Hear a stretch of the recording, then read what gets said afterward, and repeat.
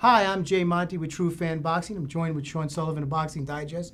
Sean, the sideshow hit Boston on Saturday night. James Toney fell apart. Very predictable. What was your call?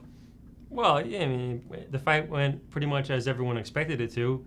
When an MMA expert in Randy Couture fought a guy with 8 months or 8 weeks of experience of mixed martial arts in James Toney. So, I mean, how could you see that fight going any other way? Now, I'm hearing rumors, I hope it's not true, that he is going to continue his boxing career.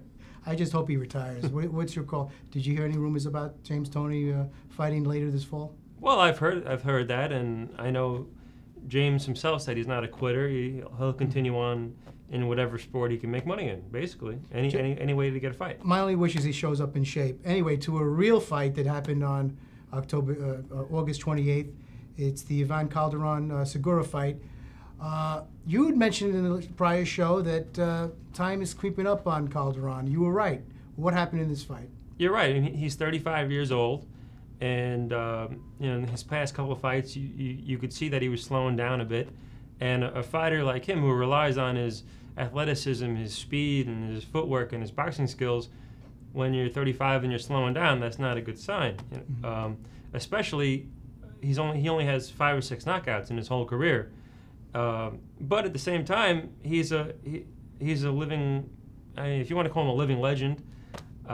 He's certainly one of the best boxers in the last 10 years. He had a long reign at 105 pounds, strawweight, and then had about 6 defenses at 108 pounds, junior flyweight, and then he fought Giovanni Segura in a unification fight. It was his biggest fight in a long time, and it was a great fight. He was winning the first half. The fight went 8 rounds. He was winning the first 4 rounds using lateral movement and footwork and circling the ring and countering. He's a great counterpuncher, and he was able to time Giovanni Segura, the pressuring power puncher, for most of those rounds, early rounds. And then it's just that with his age and slowing down, he got tired and started leaning against the ropes, and Segura caught up to him eventually and knocked him out with some body shots in the 8th round. Speaking, Sean, of 108-pounders, but this 108-pounder turned into a 147-pound over the last 10 years. Manny Pacquiao hit New York City today. Press conference for his fight with Antonio Margarito. What was your take on that? Well, yeah, there's a lot of controversy with that fight, with Margarito being the opponent. With his hand wrap controversy and against Shane Mosley. Does he deserve a shot right now? It's a good question. A lot of people are on the fence about this. Personally, do I think he deserves a shot? I mean, I could have foreseen maybe his sentence or punishment from the Mosley fight should have been a little bit worse than it was. I'll tell you what troubles me about sports in general today. It seems like fighters could jump divisions, even like Toney did, go to MMA, and not even prove themselves, just use their name to make big money.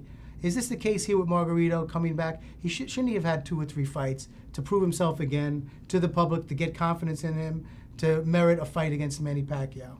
Well, right. I mean, under normal circumstances, yes, a fighter should prove himself to get a title shot against the best fighter in the world, Manny Pacquiao. Right. He did have the one comeback fight. He didn't look so good against Roberto Garcia back in Mexico with his new trainer, Robert Garcia. But you're right. I mean, the previous fight, he lost by knockout to Mosley, and what has he done since to earn a shot? Nothing. But I asked Manny Pacquiao this question, and Pacquiao just said, based on his previous achievements and his clout in boxing, he felt Margarito deserved the chance to prove himself that he could compete at that elite level. Right.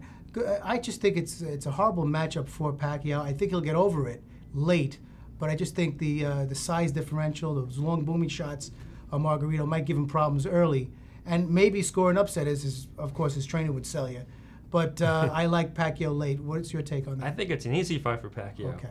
I think that Margarito, I mean, he's a come forward pressure fighter, kind of like Segura, right? Right. And he doesn't have the greatest finesse, you got to admit. in the ring, and Pacquiao loves that. He loves fighters to come right at him. I mean, he only has problems with, like Juan Manuel Marquez, with boxers and movers. Margarito is not anywhere near that boxing level.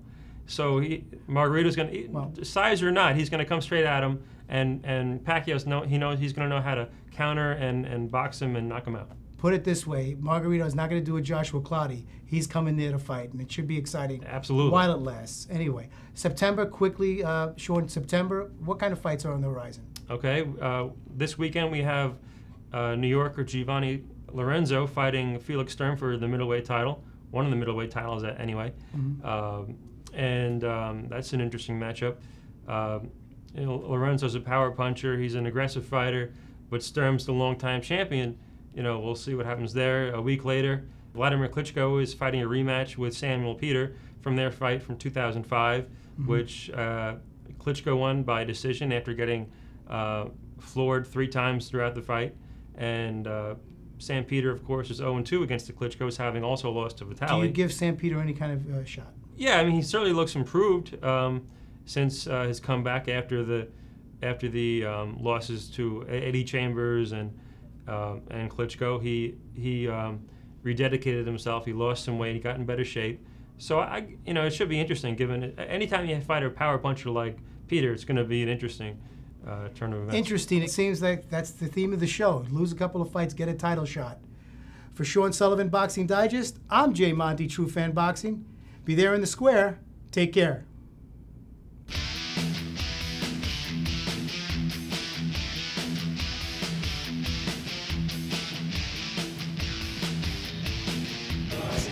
Want more? Go to IntersectTV.com to connect with the world of sports. Real-time updates, blog postings, and all the action you can handle. Intersect. IntersectTV.com, connecting you to the world of sports.